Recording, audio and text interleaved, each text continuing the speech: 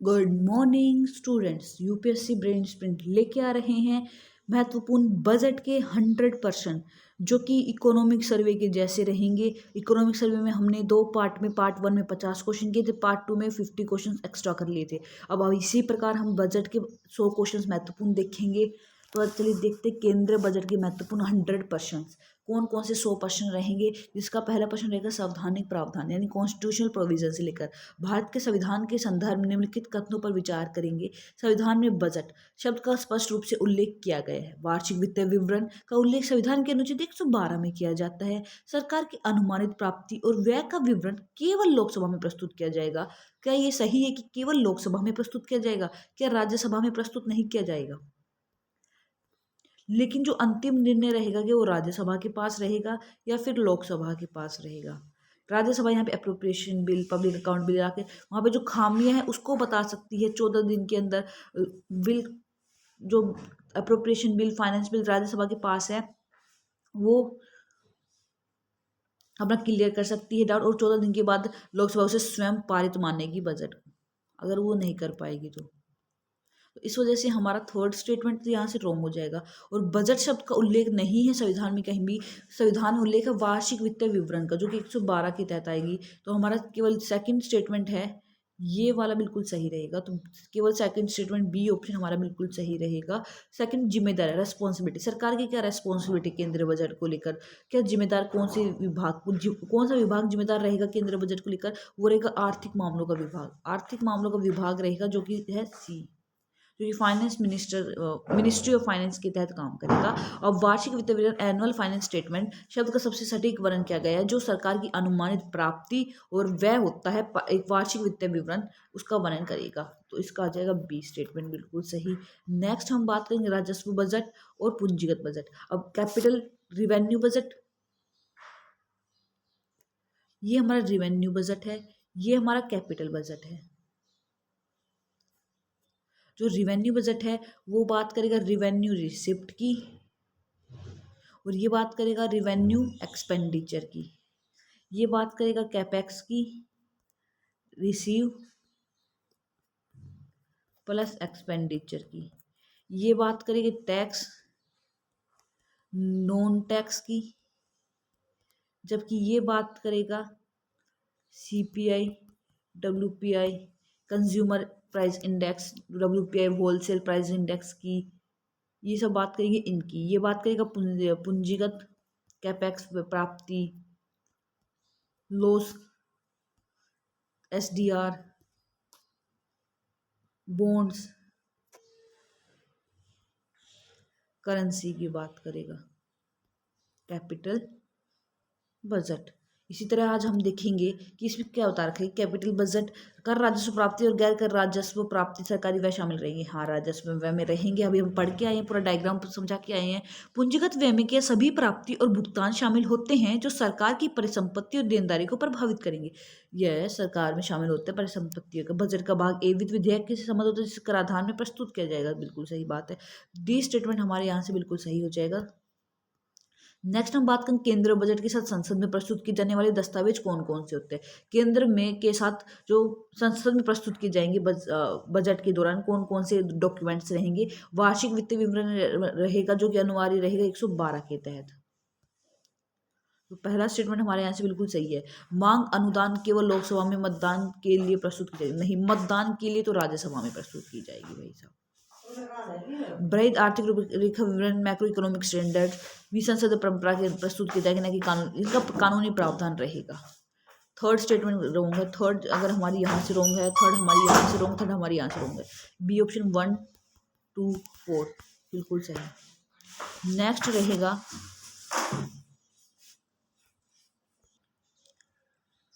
सरकार संचित निधि से धन निकालने के लिए विनियोग विधेयक लाती है, जिसे कानून बनाने के लिए राष्ट्रपति की सहमति की आवश्यकता नहीं होती है। राष्ट्रपति की सहमति की आवश्यकता होती है, तो यहाँ से गलत। वित्त विधेयक वार्षिक कराधान मामलों को प्रभावी करता है और इसे केवल लोकसभा में ही पेश किया जाएगा। केवल लोकसभा में पेश नहीं, राज्यसभा में भी पेश तो राज्य उसमें किया जाएगा। बी स्टेटमेंट सही है। एट्थ का डी आएगा, एट्थ का हमारा डी आएगा। नाइन्थ की हम बात करेंगे, भारत के पहले बजट के संबंध पहले बजट के संदर्भ में निम्नलिखित कदमों पर विचार करेंगे। भारत का पहला बजट 7 अप्रैल 1860 को पेश किया गया था। दूसरी बात करेंगे, जेम्स विलियम द्वारा किया गया था। भारत का पहला बजट कब प्रस्तुत किया गया था? भारत का पहला बजट कब प्रस्तुत किया गया था? पहला बजट जेम्स विलियम द्वारा प्रस्तुत किया गया था। लियाकत अली खान स्वतंत्र भारत के पहले वित्त मंत्री जिन्होंने बजट पेश किया था। उपरोक्त में कितने कथन सही हैं? जेम्स विलियम स्वतंत्र भारत के पहले वित्त मंत्री सरकार के सदस्य थे। भारत का पहला बजट 7 अप्रैल, पहला बजट रहेगा जो कि 7 अप्रैल 1860 को जेम्स विलियम के द्वारा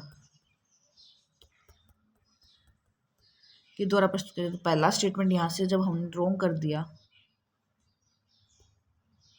जब हमने यहाँ से पहला स्टेटमेंट रॉन्ग कर दिया तो हमें नहीं पता दूसरा क्या था। हमें हमारा आंसर मिल गया बी की, दूसरा और तीसरा बिल्कुल सही। हमें कौन सा पता नहीं था, पर हमें ये पता था कि पहला 7 अप्रैल 1860 को था, जेम्स विलियम ने किया था। ये बात बिल्कुल सही हो गई। अब हम नेक्स्ट क्वेश्चन करेंगे हमारा, जो कि हमें बताएगा कि निम्नलिखित कथनों का मिलान करेंगे।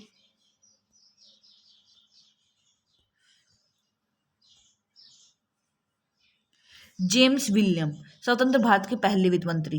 लियाकत अली खान अंतरिम सरकार के सदस्य। आर के शनमुखम चेट्टी भारत सरकार अधिनियम 1935 के तहत बजट प्रस्तुत किया गया था। उपरोक्त में कितने सही हैं?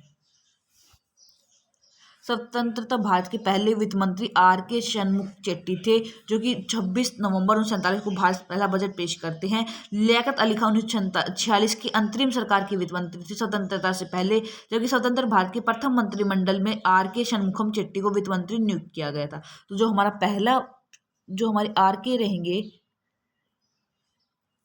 वो हमारे पहले स्वतंत्र भारत के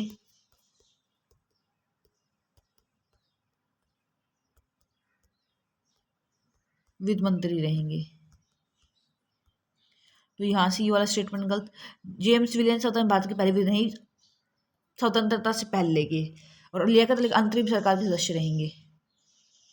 केवल एक स्टेटमेंट यहाँ से सही है।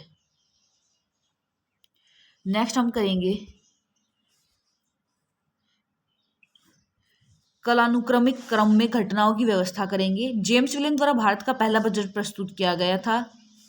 अंतरिम सरकार द्वारा बजट प्रस्तुत करना, स्वतंत्र भारत का पहला बजट प्रस्तुत करना।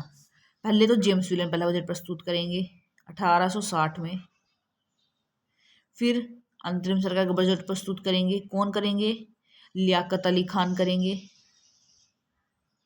फिर स्वतंत्र भारत का पहला बजट प्रस्तुत करेंगे। कौन करेंगे? शनमुख चेट्टी करेंगे। शनमुख चेट्टी करेंगे। यहाँ कौन करेंगे? लियाकत हाँ करेंगे। तो हमारा पहला आएगा, पहला, दूसरा और तीसरा। ए स्टेटमेंट यहाँ से हमारा बिल्कुल सही हो जाएगा। नेक्स्ट हम बात करेंगे केंद्रीय बजट। केंद्रीय बजट 2026-27 के संदर्भ में निम्नलिखित कथनों पर विचार करेंगे। इस बजट को युवा शक्ति संचालित बजट कहा गया है, जो सरकार के संकल्प पर आधारित है। दूसरा, बजट में उल्लेखित 3 कर्तव्य में से लोगों को आकांक्षा को पूरा करना और सबका साथ सबका विकास की दृष्टि को प्राप्त करना है। तीसरा, यह पहला बजट है जिसे नए कर्तव्य पथ में तैयार किया गया है। उपरोक्त कथन में कितने कथन यहाँ पे सही है?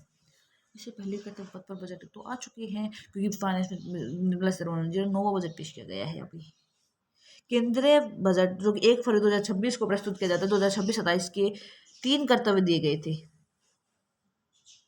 3 कर्तव्य, नया कर्तव्य पथ युवा शक्ति संचालित था, जिसमें 3 कर्तव्य दिए गए थे। 3 कर्तव्य दिए गए थे और नया कर्तव्य था कर्तव्य पथ, यानी डीपीएसपी जैसे कर्तव्य पथ सही प्रतीत होता है कि विकसित भारत के दृष्टिकोण को साकार करने के लिए लोगों की आकांक्षा को पूरा करने हेतु सबका साथ सबका विकास पर केंद्रित 3 कर्तव्य पर आधारित रहेगा। तो पहला तो ये बिल्कुल सही है कि युवा शक्ति संचालित बजट था पूरा हमारा। दूसरा हमारा कर्तव्य पथ की सबका विकास का दृष्टिकोण को लेकर था। तीसरा पहला नए कर्तव्य पथ को प्रोक्त करता हुआ बजट था। तीनों स्टेटमेंट हमारी यहाँ से बिल्कुल सही हो जाएंगी। डी ऑप्शन हमारी बिल्कुल सही हो जाएगा। 13 क्वेश्चन करते हैं। बजट 2026-27 के प्राप्ति रिसिप्ट भाग में दिए गए ग्राफ के आधार पर निम्नलिखित कथनों में कौन सा कथन सही ढंग से प्रवृत्ति का वर्णन करेगा? राजस्व प्राप्ति के बजट का अनुमान दो बीई यानी 2026-27 संभावित अनुमान 2025-26 के अनुमान से कम है। पूंजीगत प्राप्ति लगातार 2024-25 में 2026 तक हर साल बढ़ी रही। 2026-27 में कुल प्राप्ति लगभग 53.4 लाख करोड़ अनुमानित की गई है। 2025-26 संशोधित अनुमान में राजस्व प्राप्ति और पूंजीगत प्राप्ति दोनों 2024-25 से वास्तविक आंकड़ों से कम है। और प्रभावी पूंजीगत व्यय, जो कि हम बाद में देखेंगे। सबसे सटीक वर्णन रिसिप्ट भाग के ग्राफ के अनुसार सबसे सटीक प्रकृति राजस्व रिवेन्यू में स्थिर वृद्धि और कराधान के माध्यम से आत्मनिर्भरता की ओर झुकाव रहेगा। जो हमारा टैक्स रिवेन्यू रहेगा, सबसे महत्वपूर्ण बात यहाँ पे क्या गई है, जो हमारा टैक्स रिवेन्यू रहेगा उसकी बात की गई है। इसमें क्या बताया गया है, जो हमारा डायरेक्ट इनडायरेक्ट टैक्स होते हैं, इनकम टैक्स होते हैं, वो केंद्र सरकार की आय के प्रत्यक्ष कर के योगदान सबसे अधिक रहा है। जो इनकम का इनका योगदान, इसका योगदान ज्यादा रहा है। और राजस्व टैक्स रिवेन्यू में लगातार वृद्धि की प्रवृत्ति देखी गई है। जो हमारा टैक्स का रिवेन्यू था, इसमें भी वृद्धि देखी गई है। और क्या बताया गया है, ये दर्शाता है कर आधार यानी टैक्स बेसिस मजबूत हो रहा है और सरकार की राजस्व निर्भरता भी बढ़ रही है। अब कर राजस्व में वृद्धि प्रत्यक्ष अप्रत्यक्ष कर के माध्यम से कुल राजस्व में लगातार बढ़ोतरी रही है। सरकार आयकर का विभाग व्यक्तिगत आयकर केंद्र सरकार की आय का सबसे बड़ा स्रोत रहा है। डिजिटल अनुपालन आधारित वृद्धि, करों की वृद्धि की बेहतर अनुपालन किया जाएगा डिजिटल प्रणाली के आधार पर, न कि घर की दरों की बढ़ती दरों के आधार पर। तो हमारा ये बात बिल्कुल सही है। पूंजीगत प्राप्ति बढ़ी है और कुल प्राप्ति लगभग 5 की अनुमानित पहुंच चुकी है। तो हमारा बी स्टेटमेंट हमारे यहाँ से बिल्कुल सही हो जाएगा। नेक्स्ट हम बात करेंगे 14 क्वेश्चन की, effective capital expenditure. Effective capital expenditure के संदर्भ में निम्नलिखित कथनों पर विचार करेंगे। बजट 2026-27 के प्रभावी पूंजीगत व्यय 17.1 लाख करोड़ रुपए अनुमानित है, जो पिछले वर्ष के संशोधित अनुमान से अधिक है। दूसरा, प्रभावी पूंजीगत व्यय में परिसंपत्तियों के निर्माण के लिए केंद्र का पूंजीगत व्यय और राज्यों को दिए गए अनुदान शामिल रहेंगे। उच्च पूंजीगत व्यय को अर्थव्यवस्था के विकास को बढ़ावा देने वाले एक प्रमुख विकास इंजन के रूप में देखा जाएगा। उपरोक्त में कितने कथन हमारे यहाँ पे सही है? हमारा सही कौन सा कथन रहेगा? थर्ड हमारे विकास इंजन के रूप में देखा जाएगा, यह स्टेटमेंट भी बिल्कुल सही रहेगा।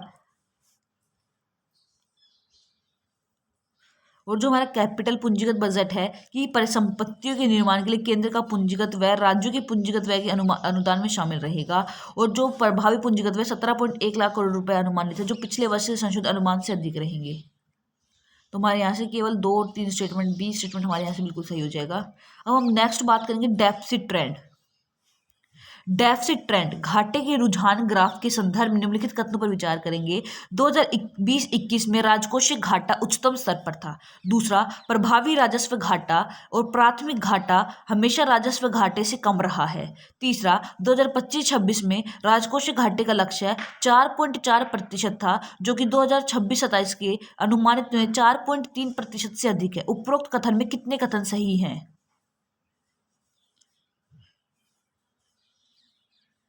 जो हमारा ट्रेड इन डेफिसिट है, जो हमारा ट्रेड इन डेफिसिट है वो क्या बात करता है? जो ट्रेड डेफिसिट भारत का सकल राष्ट्रीय राजकोषीय घाटा, उसमें इसके उद्देश्य क्या रहेंगे ये सब बताया जा रहा है। तो जो हमारा राजकोषीय जो हमारा डेफिसिट है उस पर बात करेंगे। डेफिसिट रहेगा, डेफिसिट ट्रेंड रहेगा। डेफिसिट बात करेगा रिवेन्यू डेफिसिट की,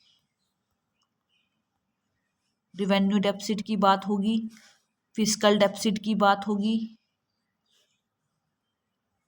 और हमारी प्राइमरी डेफिसिट की बात होगी। जब हमारी प्राइमरी डेफिसिट की बात होगी तो हमारे फिस्कल डेफिसिट की इंटरेस्ट पेमेंट, जो हमारा फिस्कल था उसके साथ जो हमारा इंटरेस्ट रेट है उसकी बात करेंगे। जो हमारा फिस्कल डेफिसिट रहेगा वहाँ हम हमारे द्वारा किए गए टोटल एक्सपेंडिचर्स और जो डेप्ट ले रखे हैं पब्लिक वो भी ऐड किए जाएंगे, और इसी के साथ टोटल नेट डेप्ट भी ऐड होगा। वहीं जो हमारा रिवेन्यू डेफिसिट रहेगा, रिवेन्यू डेफिसिट क्या करेगा, रिवेन्यू डेफिसिट में हमारे रिवेन्यू एक्सपेंडिचर और रिवेन्यू रिसिप्ट रहेंगी। रिवेन्यू में एक्सपेंडिचर और हमारी रिसिप्ट रहेंगी बस। और फिस्कल डेफिसिट में जहाँ पे नॉन टैक्स टैक्स वगैरह रिवेन्यू डेफिसिट में आएगा, यहाँ पे जो लोन लिया गया है, जो डेप्ट लिया गया है सरकारों के द्वारा वो रहेगा, और टोटल एक्सपेंडिचर फिस्कल में आएगा। प्राइमरी में फिस्कल और इंटरेस्ट रेट के साथ रहेगा। तो इसी प्रकार हमारे जो फिस्कल डेफिसिट की एक पूरा संक्रमण बनेगा, यानी एक पूरा सर्कुलर बनेगा, जहाँ पे इंक्रीज की, जैसे सरकार फिस्कल डेफिसिट कैसे होगा, इंक्रीज सब्सिडी कर देते हैं। रेवड़िया मतलब कि जिसे रेवड़ी कल्चर बोलते हैं, रेवड़ी कल्चर इसलिए इसको बोलते हैं रेवड़ी कल्चर कि यहाँ पे सब्सिडी दे देते हैं हर चीज़ पर। सरकार बहुत ज़्यादा पब्लिक डेप्ट उठा लेती है। पेमेंट इंटरेस्ट बहुत ज़्यादा हो जाता है, जैसे सरकारी लोगों को, कर्मचारियों को पेमेंट इंटरेस्ट देना। डिफेंस से एक्सपेंडिचर, फिर defence expenditure poor performance index public sector का। फिर उसके बाद हमारा टैक्स कितना कलेक्ट हुआ है। फिर उसके बाद हमारा वर्क रिवेन्यू क्या रहेगा, रिवेन्यू का मोबिलाइजेशन यानी ढांचा मोबिलाइजेशन कैसे है। फिर हमारी जो हमने यूज लोन उठा रखे हैं, बोरोइंग कर रखी है बैंक से या कहीं दूसरे देश से वो। फिर अनअप्रोप्रिएट एक्सपेंडिचर, फिर हमारा जो अनअप्रोप्रिएट एक्सपेंडिचर एक्सपेंस कर रहे हैं हमारा एक्सपेंडिचर वो अनअप्रोप्रिएट है। मतलब कि पहले हम सड़क बनाएंगे, फिर सड़क को तोड़ेंगे, फिर हम उसका वो करेंगे, पाइपलाइन बिछाएंगे। तो ये एकदम गलत एक्सपेंडिचर जिसमें बहुत ज़्यादा खर्चा होता है, और ये यहाँ पे कोऑर्डिनेशन नहीं है डिपार्टमेंट्स में, ये सब बताइए। ये हमारा ऐसा सर्कुलर इकोनॉमी का फिस्कल डेफिसिट है। ये हमारे फिस्कल डेफिसिट का एक सर्कुलर है, जहाँ पे payment interest, increase subsidies, inappropriate expenditure by the government, huge borrowing ले लेते हैं, वर्क रिवेन्यू मोबिलाइजेशन रहता है, टैक्स इन्वेंशन रहता है, पुअर परफॉर्मेंस पब्लिक सेक्टर रहेंगे, डिफेंस एक्सपेंडिचर्स, ये सभी रहेंगे। तो हमारा डेफिसिट ट्रेड रहेगा, उसके अंदर राजकोषीय घाटा उच्चतम स्तर पर रहेगा। प्राथमिक इफेक्टिव रिवेन्यू डिसिप्ट और प्राथमिक घाटा राजस्व घाटे से अधिक रहेगा, से कम रहेगा, गलत है ये। राजकोषीय घाटे का लक्ष्य 4.4 था, जो 2026-27 के अनुमान 4.3% से अधिक हो गया है। तो यहाँ पे हमारा पहला और तीसरा स्टेटमेंट, सी स्टेटमेंट हमारे यहाँ से बिल्कुल सही हो जाएगा। अब हम बात करेंगे फिस्कल डेफिसिट में कैसे काम करते हैं। जो हमारा फिस्कल डेफिसिट होता है वो बात करेगा, मैंने यहाँ पे फिस्कल डेफिसिट के आपको डायग्राम प्राइमरी डेफिसिट में ऐड होंगे, प्राइमरी डेफिसिट में non tax revenues minus expenditure, और फिस्कल में रहेंगे हमारे, फिस्कल एक्सपेंडिचर में रहेंगे हमारे डेप्ट, बोरोइंग, पब्लिक बोरोइंग, ये सब रहेंगे एक्सपेंडिचर्स, और पब्लिक बोरोइंग और पब्लिक डेप्ट भी ऐड हो जाएगा। वही जो रिवेन्यू एक्सपेंडिचर रहेगा वहाँ पे रिवेन्यू एक्सपेंडिचर और रिवेन्यू रिसिप्ट रहेंगी, जो टैक्स नॉन टैक्स को देखेगी। ये हमने पूरा डायग्राम बताया था। फिर हमने एक सर्कुलर इकोनॉमी बताई थी, जहाँ इंक्रीज कर दी जाएगी सब, फिस्कल डेफिसिट में इंक्रीज सब्सिडीज हो जाती हैं हमारे, इंक्रीज सब्सिडीज के बाद पेमेंट इंटरेस्ट हो जाता है, पेमेंट इंटरेस्ट के बाद हमारा जो डिफेंस एक्सपेंडिचर है, फिर हमारा पुअर परफॉर्मेंस ऑफ पब्लिक डेप्ट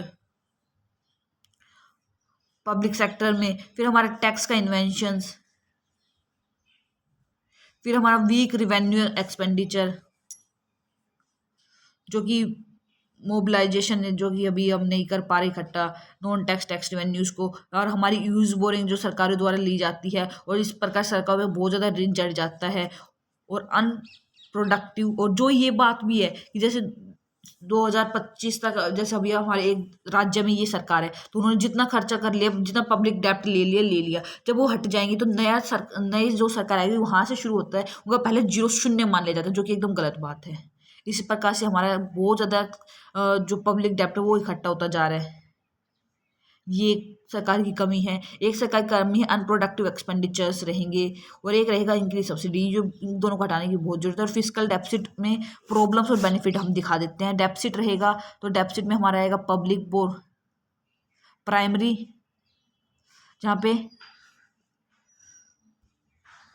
हम बात करेंगे प्रॉब्लम्स और बेनिफिट की। जो हमारे फिजिकल डेफिसिट रहेगा, फिजिकल डेफिसिट रेड रहेगा, वहाँ पे इसके प्रोज और कॉन्स क्या रहेंगे, ये हमारे पॉजिटिव और ये हमारे नेगेटिव रहेंगे। तो जो हमारा बेनिफिट रहेगा, एग्रीगेट डिमांड बढ़ेगी, एग्रीगेट डिमांड बढ़ेगी, सरप्लस सेविंग करेंगे अगर हमारे पास अच्छा रेवेन्यू आएगा, ऑटोमेटिक स्टेबलाइजेशन हो जाएगा। जैसे कुछ सालों के बाद हम एक फैक्ट्री में काम कर रहे हैं, ब्राउनफील्ड फैक्ट्री है, वहाँ पे काम करते हुए हमें इतने साल हो गए, तो वो खुद ऑटोमेटिक मोड में चली जाती है कि अब वहाँ पे मैकेनिज्म सारा आ चुका होता है, एसेट्स लायबिलिटी सब हो जाती है, वो ऑटोमेटिक स्टेबलाइजेशन में चली जाती है। फाइनेंस पब्लिक सेक्टर्स काम करेगा, यहाँ पे फाइनेंस पब्लिक सेक्टर काम करेगा। यहाँ पे प्रॉब्लम क्या रह जाएगी, डेप्ट, नेशनल डेप्ट अधिक हो जाएगा, डेप्ट बढ़ जाएगा, हायर डेप्ट इंटरेस्ट पेमेंट, जो डेप्ट की जो इंटरेस्ट पेमेंट है हर साल से हम उसे चुका पाएंगे, मूल हमारे पर खरीद जाता है। जो स्पेंडिंग कॉस्ट है सरकारों की वो बहुत ज़्यादा होती है, स्पेंडिंग कॉस्ट सरकारों की बहुत ज़्यादा हो जाती है, और इससे हाई बॉन्ड यील्ड्स में भी कमी आती है देने में। ये हमारी महत्वपूर्ण भूमिका में निभाएंगे। Physical deficit is the difference between the total income and total expenditure of A government in a financial year. अब हम नेक्स्ट बात करेंगे फिजिकल डेफिसिट के बाद, रुपी रुपी कम्स फ्रॉम और रुपी गोज टू चार्ट 2025-26 के संदर्भ निम्नलिखित कथनों पे कौन सा कथन हमारे यहाँ पे सही रहेगा। राजस्व का सबसे बड़ा कीमत निगम कर कॉर्पोरेशन टैक्स है। व्यय का सबसे बड़ा मद ब्याज भुगतान इंटरेस्ट पेमेंट है। राज्यों के करों और शुल्क में हिस्सा state share of tax and duties रक्षा व्यय से अधिक है। उपरोक्त में कितने कथन यहाँ पे सही रहेंगे।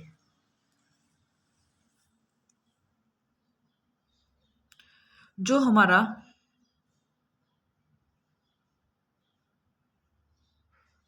25-26 के आर्थिक विवरण है वो रुपी कम फ्रॉम गोज टू के आधार पर यह कथन सही कहेगा कि सबसे बड़ा व्यय ब्याज भुगतान यानी इंटरेस्ट पेमेंट है। इसके अलावा केंद्र सरकार की राजस्व का सबसे बड़ा स्रोत कॉर्पोरेट टैक्स जो वस्तु सेवा कर जीएसटी का मिश्रण रहता है, न कि केवल एक रहेगा। तो जो हमारा रुपी कम फ्रॉम आएगा, रुपी कम फ्रॉम आएगा, इसको दो में रुपी कम फ्रॉम,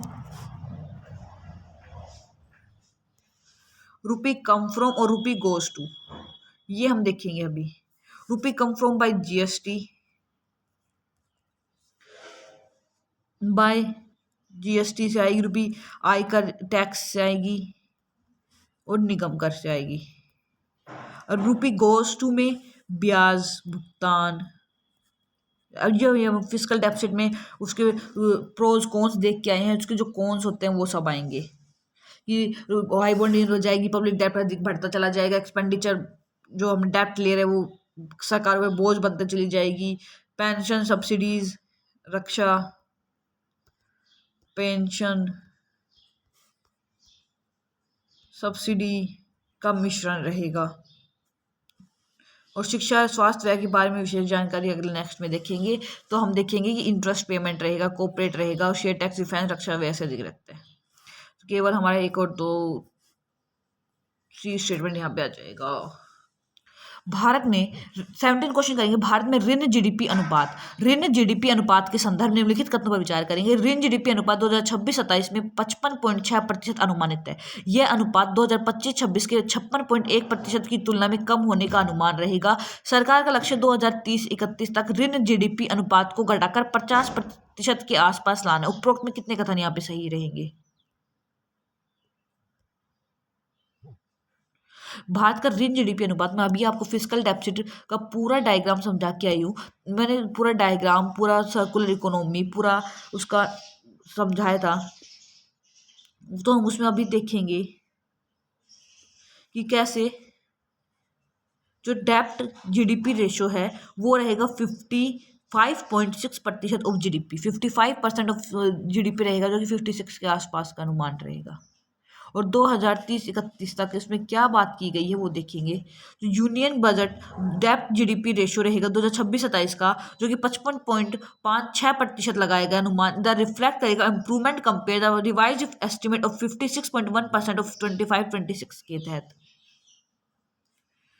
पहला स्टेटमेंट हमारे यहाँ से बिल्कुल सही है, जो कि रिवाइज हुआ है 2025-26 के अनुपात में 56.1% होने का अनुमान रहेगा, ये भी बिल्कुल सही है। दिस एस्टिमेट इंक्लूड्स प्रूडेंट डेब्ट मैनेजमेंट एंड फिस्कल डिसिप्लिन दिखाएगा, डिक्लाइन करेगा डेब्ट टू जीडीपी रेशियो को, जो सपोर्ट करेगा लॉन्ग टर्म इकोनॉमिक स्टेबिलिटी। अगर ये हम कर देंगे तो हमारी इकोनॉमिक स्टेबिलिटी की बात करेगा। तो डेब्ट टू जीडीपी रेशियो होता क्या है? डेब्ट to GDP ratio, this ratio show the total public डेब्ट of the government in relation to the country GDP. It is crucial indicator of a nation fiscal health and sustainability. ये हमारी fiscal health sustainability देखेगा, जहाँ ratio रहेगा public डेब्ट और government का, डेब्ट का रेशियो रहेगा, पब्लिक डेब्ट का रेशियो रहेगा, और गवर्नमेंट जीडीपी का रेशियो रहेगा। मैं मार दूंगी। बजट एस्टिमेट रहेगा, आर प्रोजेक्शन करेगा made for upcoming financial year में दिखाएगा, इंक्लूड करेगा एक्सपेक्टेड रिवेन्यू एक्सपेंडिचर की फिस्कल इंडिकेटर्स को, रिवेन्यू के एक्सपेंडिचर की डिफरेंसेस को देखेगा। तो यहाँ पे हमारा पहला दूसरा सही रहेगा।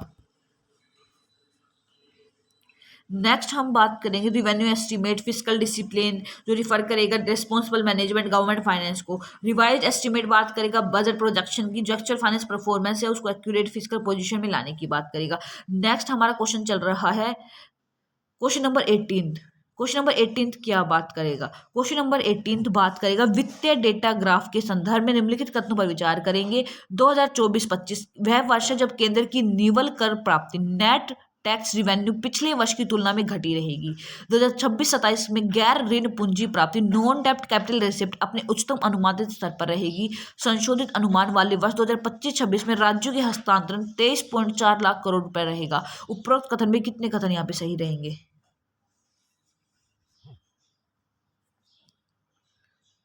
जो हमारा फिस्कल ईयर 2024 था उसमें 20.18 लाख करोड़ रुपए का कुल जीएसटी का कलेक्शन किया गया था। तो अब हम यहाँ पे देखेंगे कि ये कैसे प्रेस इंफॉर्मेशन ब्यूरो क्या बात बोलता है, कितना कितना बढ़ा है और कितना कम हुआ है। जो हमारा टैक्स की स्लेब्स देखेंगी 2024-25 में अब तक 13.6 लाख करोड़ रुपए नॉन टैक्स कलेक्शन किया जा चुका था 2024-25 में, जिसमें कॉर्पोरेट टैक्स में हमें मिले थे 4,94,697 रुपए, पर्सनल इनकम टैक्स में 5,98,000 और सिक्योरिटी में 30, और टोटल ग्रोथ रही थी 18.35% की। 2024 में टोटल ग्रोथ रही थी 18.35% की डायरेक्ट टैक्स कलेक्शन में, जो कि 2026 में अभी घटकर घटेगी। और इन नॉन डेप्ट में अनुमानित रुपए में वृद्धि रहेगी और 23 लाख रुपए करोड़ रुपए का अनुमान पे जाएगा। तो डी स्टेटमेंट हमारे यहाँ से बिल्कुल सही हो जाएगा। अब हम बात करेंगे 19 क्वेश्चन की। केंद्र सरकार की net receipt of the centre, केंद्र सरकार की निवल प्राप्ति net receipt of the centre और राज्य केंद्र शासित प्रदेश के कुल हस्तांतरण total transfer to state and duties के रुझान की संबंधित निम्नलिखित कथनों पर विचार करेंगे।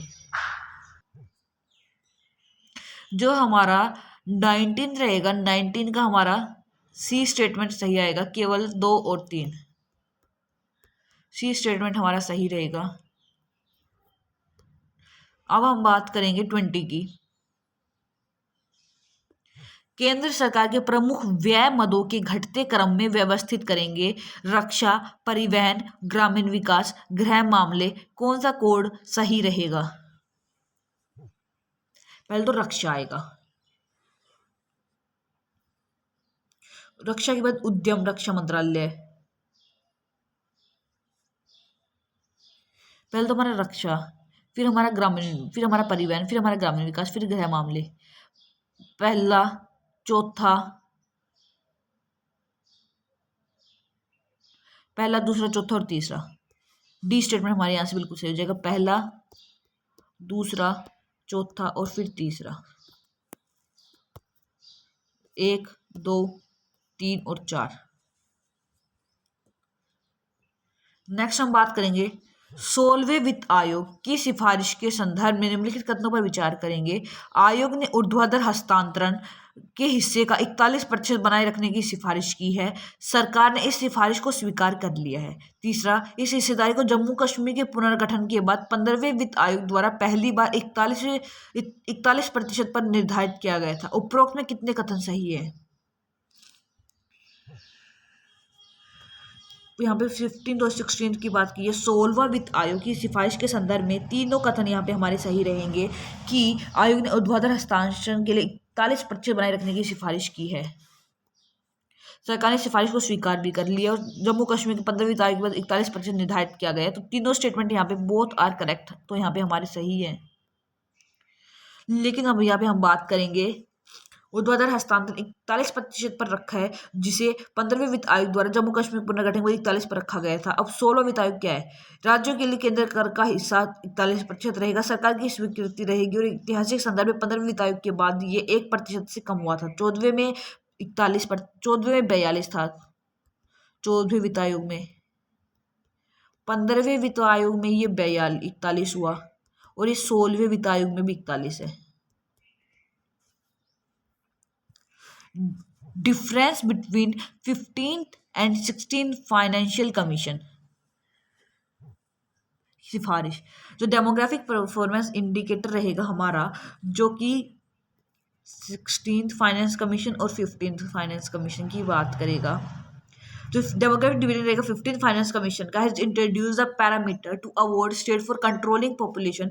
ये पॉपुलेशन को दिखाते हुए TFR, total fertility rate, population को दिखाते हुए जो कंट्रोल करने के लिए पॉपुलेशन को TFR रेट लेके आए थे। वहीं जो हमारा 16th फाइनेंस कमीशन है डिफाइन करेगा अकाउंट फॉर पॉपुलेशन ग्रोथ को, जो कि बिटवीन 1971 से 2011 के सेंसस के आधार पर रिलाई करेगी। और जो डेलिमिनेशन कमीशन है उसे 2026 तक स्थगित कर रखा है। अब 2026 में फिर से सेंसस होगा डेलिमिनेशन कमीशन के द्वारा अंडर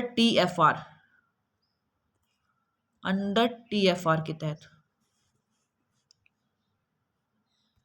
अब हमारी रिपोर्ट समरी क्या रहेगी और डिफरेंस बिटवीन क्या रहेगा? जो हमारा 16th फाइनेंस कमीशन रिकमेंड करेगा ग्रांट को, जो कि 9.47 लाख करोड़ पर रहेगी 5 ईयर के पीरियड में। 16th फाइनेंस कमीशन में कितनी रहेगी? 9.47 करोड़ लाख रुपए। These compare grant for urban and rural local bodies and disaster management को दी जाएगी। Revenue deficit grant, sector specific grant और स्टेट स्पेसिफिक ग्रांट रिकमेंड की जाएगी 15th फाइनेंस कमीशन के द्वारा। और जो हमारा 15th फाइनेंस कमीशन रहेगा वो करेगा रिवेन्यू डेफिसिट ग्रांट को, हमारा ग्रांट सेक्टर स्पेसिफिक जाएगा, रिवेन्यू स्पेसिफिक, सेक्टर स्पेसिफिक और स्टेट स्पेसिफिक। और किस स्टेट को कितना मिलेगा? ये हमारा स्टेट स्पेसिफिक।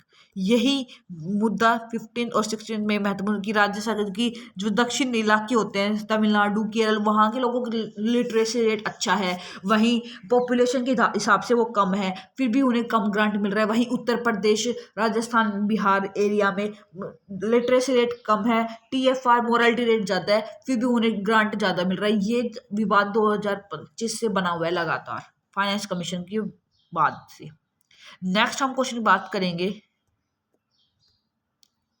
22 क्वेश्चन, राजकोषीय नीति और संबंधित मामले पर निम्नलिखित कदमों पर विचार करेंगे। राजकोषीय नीति और संबंधित मामलों पर निम्नलिखित कदमों पर विचार करेंगे। ब्याज भुगतान भारत में सार्वजनिक व्यय का सबसे बड़ा एकल मद रहेगी, न कि रक्षा या परिवहन का। सरकार ने GST सरलीकरण, श्रम संहिताओं की अधिसूचना और अनिवार्य गुणवत्ता नियंत्रण आदेश को तर्कसंगत बनाने जैसे 350 से अधिक सुधार किए हैं। Ease of doing business and ease of living सरकार के विकास और विकास के स्तंभों में से एक रहेगी। राजकोषीय समेकन का तात्पर्य रहेगा आर्थिक सुनिश्चित स्थिरता के लिए सरकारी वित्त की विवेकपूर्ण प्रबंधन, जो सरकारी राजस्व गैर और कर राजस्व प्राप्ति को देखेगा। जो अतिरिक्त मांग को कम करने के लिए राजस्व संग्रहण और व्यय से संबंधित सरकार द्वारा अपनाए गए उपकरण प्रमुख विकास क्षेत्रों की महत्वपूर्ण भूमिका निभाएंगे। राजकोषीय नीति के लिए जो दीर्घकालिक राजकोषीय स्थिरता देगा, अल्पकालिक व्यापक आर्थिक स्थिरीकरण आ जाएगा, आर्थिक विकास होगा, गरीबी असमानता को कम करने में अनुकूल परिस्थितियां लेके आएगा। राजकोषीय नीतियां क्या रहती है हमारी? जो हमारे देश की राजकोषीय नीति रहेगी, राजकोषीय फिस्कल पॉलिसी रहेगी, वो राजस्व संग्रहण की बात करेगी।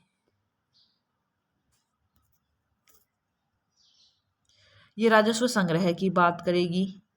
दूसरा ये व्यय से संबंधित बात करेगी।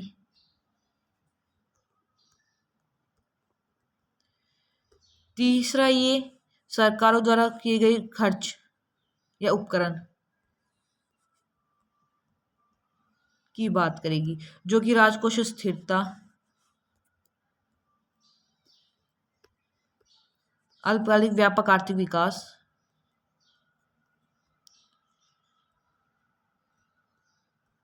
विकास की बात की जाएगी, स्थिरीकरण की बात की जाएगी।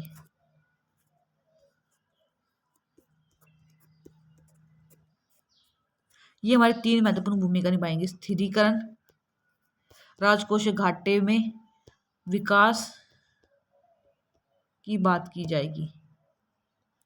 नेक्स्ट हम बात करेंगे 24 बायोफार्मा शक्ति योजना। बायोफार्मा शक्ति योजना किस बारे में बात कर रही है?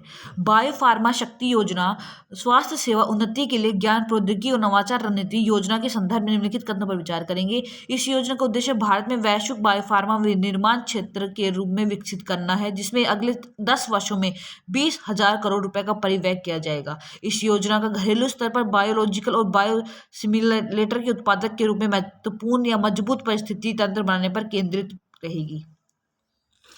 बायोफार्मा बायोटेक्नोलॉजी को बढ़ावा देने के लिए काम की जाएगी। तो सेकंड स्टेटमेंट तो हमारे यहाँ पे सही है। बायोफार्मा सतत विकसित भारत के लिए जैव निर्माण, जैव एआई हब, जैव एआई हब बनाने की बात कर रही है सस्टेनेबल इंडिया के लिए। तो हमारे यहाँ से बायो फाउंड्री स्थापित करी जाएगी। बायो फाउंड्री किस पे बात करेगी, ये बात कर रहे हैं। तो यहाँ से दोनों स्टेटमेंट हमारे बिल्कुल सही रहेंगे। 24वां क्वेश्चन हमारा क्या रहेगा? 24वां क्वेश्चन रहेगा भारत का semiconductor mission 2.0। Bharat semiconductor mission 2.0 के संबंध में निम्नलिखित कथनों पर कौन सा कथन सही रहेगा? प्रमुख रूप से सेक्टर क्षमता पर ध्यान केंद्रित किया गया था, जो कि सेमीकंडक्टर 2.0 का लक्ष्य उपकरणों की शुभारंभ की घोषणा 40,000 करोड़ रुपए किया जाएगा। बजट को कितने बढ़ा दिया सेमीकंडक्टर के लिए? 40,000 करोड़, जो कि केंद्रीय वित्त मंत्री निर्मला सीतारमण द्वारा आज वित्तीय वर्ष 2026-27 के लिए केंद्रीय बजट पेश किए जाएंगी, उसमें किया गया था। और जो 5 सेमीकंडक्टर कंपनियां रहेंगी, Havells India limited, Polycab India limited, RIR power electronic और भारत इलेक्ट्रॉनिक लिमिटेड। तो इसमें असेंबली क्षमता का विस्तार किया जाएगा, IP डिजाइन आपूर्ति श्रृंखला को मजबूत करने का प्रयास किया जाएगा। दोनों स्टेटमेंट हमारे यहाँ से बिल्कुल सही है। और ऐसे स्टेटमेंट जो सरकार की स्कीम्स वाले बता रखे हैं वो मैंने आपको बता रखे हैं। बोथ ऑप्शन आर करेक्ट होने की संभावना है, बहुत ज़्यादा होते हैं, बोथ करेक्ट। नेक्स्ट हम बात करेंगे 25 क्वेश्चन की, इलेक्ट्रॉनिक घटक विनिर्माण योजना। इलेक्ट्रॉनिक घटक विनिर्माण योजना के संदर्भ में निम्नलिखित कदमों में कौन सा कथन सही रहेगा? बजट 2026-27 में इस योजना के लिए परिव्यय 22,999 करोड़ रुपए से बढ़कर 40,000 करोड़ रुपए कर दिया गया है। ये योजना घरेलू मांग के एक बड़े हिस्से को स्थानीय स्तर पर पूरा करने और भारत के घटक के लिए वैश्विक आपूर्ति बनाने में मदद करेगी। जो इलेक्ट्रिक घटक विनिर्माण योजना रहेगी, ECMS रहेगा, का मुख्य उद्देश्य है इकोसिस्टम को बिल्ड करना है, इकोसिस्टम आत्मनिर्भरता लानी है। योजना का मुख्य उद्देश्य रहेगा वैश्विक निवेश, घरेलू और वैश्विक निवेश को आकर्षित करने, उच्च घरेलू मूल्य संवर्धन को बढ़ावा देने, निवेश को बढ़ावा करने, उच्च मूल्य निवेश को बढ़ावा देने और वैश्विक इलेक्ट्रॉनिक हब के रूप में बढ़ावा देना है, जो कि भारत का GVC श्रृंखला में महत्वपूर्ण भूमिका निभाएगा। और निवेश फाइनेंशियल इंसेंटिव देगा, फाइनेंशियल स्टेबिलिटी रहेगा, वैल्यू एडिशन में हाई डोमेस्टिक वैल्यू रहेगी, डोमेस्टिक वैल्यू इनहेंस कर देगा। और 2026-27 तक भारत के इलेक्ट्रॉनिक ग्लोबल हब के रूप में महत्वपूर्ण भूमिका, ये 3 महत्वपूर्ण काम रहेंगे। तो ऐसे स्टेटमेंट में both option are correct, both are correct हमारे यहाँ से बिल्कुल सही स्टेटमेंट रहेगा। गवर्नमेंट ऑप्शंस स्कीम्स में 99% बोथ आर करेक्ट ऑप्शन रहते हैं। अब हम बात करेंगे 2060 क्वेश्चन की, रेयर अर्थ एलिमेंट की। 26 क्वेश्चन क्या बात कर रहे हैं? महत्वपूर्ण खनिज और उनके महत्वपूर्ण मृदा गलियारे, रेयर अर्थ गलियारे के संदर्भ निम्नलिखित कथनों पर विचार करेंगे। ये गलियारे केवल ओडिशा केरल के खनिज समृद्ध राज्य में खनन और प्रसंस्करण को बढ़ावा देते हैं, जो कि गलत रहेगा। यह पहल IREL इंडिया लिमिटेड की अनुपस्थिति में पूरक बनाई जाएगी और इलेक्ट्रॉनिक वाहन, नवीकरणीय ऊर्जा, रक्षा, मैसेंजर इंजीनियरिंग उन उपयोग के लिए महत्वपूर्ण स्थायी चुंबक पर केंद्रित रहेगी। बी स्टेटमेंट हमारे यहाँ से बिल्कुल सही रहेगा। रेयर अर्थ कॉरिडोर के रूप में रेयर अर्थ कॉरिडोर बनाया जा रहा है। रेयर अर्थ कॉरिडोर जो बनाया जा रहा है वो केरला, उड़ीसा, आंध्र प्रदेश और तमिलनाडु में बनाया जा रहा है, यानी दक्षिणी राज्य में। The corridor are a part of strategic initiative to build domestic value chain और डोमेस्टिक वैल्यू चेन को बढ़ावा देंगे और रिड्यूस करेंगे रिजाइलेंस ऑन चाइना पर। आत्मनिर्भरता की बात करेंगे। इसके उसके ऑब्जेक्टिव क्या करेंगे? प्राइमरी को रहेगा प्रमोट करेंगे mining, process, research and manufactures को। एक्सपोर्ट करेंगे रॉ मटेरियल्स इंडिया के द्वारा। स्ट्रेटेजिक इंपॉर्टेंस में इलेक्ट्रिक व्हीकल्स को, renewable energy, defence sector, consumer electronic बनाने हैं। लोकेशन में साउदर्न कोस्टलाइन इंडिया में आइडेंटिफाई की जाएगी जो मोनेटाइज सैंड कंटेन करेगी। केरला में क्यों? क्योंकि यहाँ पे मोनेटाइज हो जाता है। मोनेटाइज मैन्युफैक्चर बूस्ट 7,280 करोड़ रुपए, 7,280 करोड़ रुपए का पूरा ये दिया जाएगा REPM के द्वारा। और MPTM की पॉलिसी शिफ्ट हो जाएगी IREL इंडिया लिमिटेड के द्वारा department of atomic energy, IREL plus atomic energy. इसमें साथ काम करेंगे। तो यहाँ पे मैंने आपको ये पहले बताया था केवल उड़ीसा, केरल की खनिज समृद्ध देशों में रहेगा। तो ये गलत है कि ये दक्षिण राज्य में रहेगा, पूरे में केवल 2 राज्य में रहेगा, दक्षिणी राज्य में रहेगा। तो बी स्टेटमेंट यहाँ से हमारा सही हो गया। नेक्स्ट हम बात करेंगे क्वेश्चन नंबर 27 की। रासायनिक पार्क योजना। रासायनिक पार्क योजना की स्थापना से संबंधित नई योजना के संदर्भ निम्नलिखित कथनों पर विचार करेंगे। इस योजना का उद्देश्य घरेलू रासायनिक उत्पादन को बढ़ावा और आयात निर्भरता को कम करना रहेगा। ये पार्क केवल केंद्र सरकार द्वारा स्थापित किए जाएंगे और राज्य सरकार की इसमें कोई भूमिका नहीं रहेगी। उपरोक्त में कितने कथन यहाँ पे सही रहेंगे? पहला स्टेटमेंट सही रहेगा, दूसरा स्टेटमेंट गलत रहेगा। रासायनिक पार्क राज्य की कोई सहायता नहीं रहेगी, गलत हो जाएगा। ये स्टेटमेंट यहाँ पे बात सही करेगी। और रासायनिक पार्क होते क्या है? जो रासायनिक पार्क घोषणा की गई केमिकल पार्क की योजना का मुख्य उद्देश्य घरेलू उत्पादन को बढ़ावा देना है। जो हमारी आयात निर्भरता को कम करके घरेलू उत्पादन को बढ़ावा देंगे, जो भी बायोमास कंजप्शन में महत्वपूर्ण भूमिका निभाएंगे। जहाँ पे प्लग एंड प्ले, कौन सा मॉडल रहेगा? Plug play model. क्या काम करेगा? बुनियादी ढांचा शेयर्ड यूटिलिटीज के साथ काम करेगा।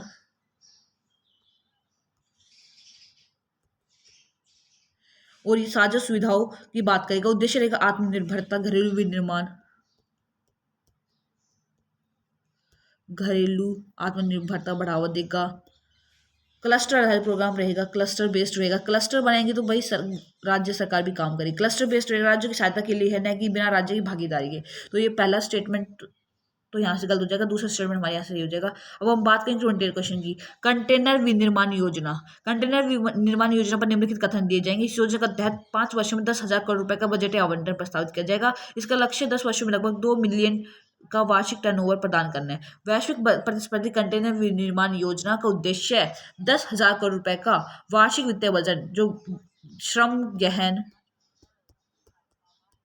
वस्त्र उद्योग, ये टेक्सटाइल के लिए किया जा रहा है।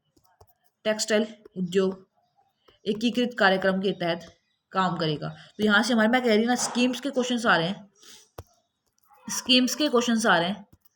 Both are correct. गवर्नमेंट है, अपने पॉजिटिव आउटकम्स दिखाएगी,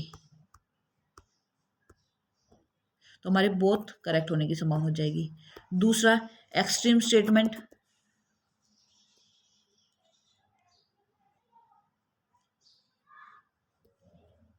ट्रिक।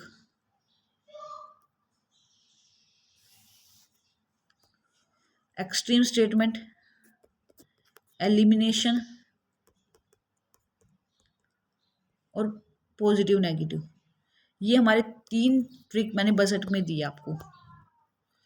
6 ट्रिक मैंने इकोनॉमिक सर्वे में दी थी, 3 ट्रिक मैंने बजट में दी है कि हमें अपने क्वेश्चन को कैसे सोल्व करना है। और मैंने एक पूरा यूकेटी का FLT यानी फुल लेंथ टेस्ट भी सोल्व करवा चुकी हूँ। वहाँ पे मैंने आपको 10 ट्रिक दी थी कैसे सोल्व करना है। तो आज हम यहाँ पे 30 क्वेश्चन करेंगे इकोनॉमिक बजट के। नेक्स्ट क्वेश्चन हमारे होंगे पार्ट नंबर 2 में। तो चलिए, थैंक यू वेरी मच बच्चों।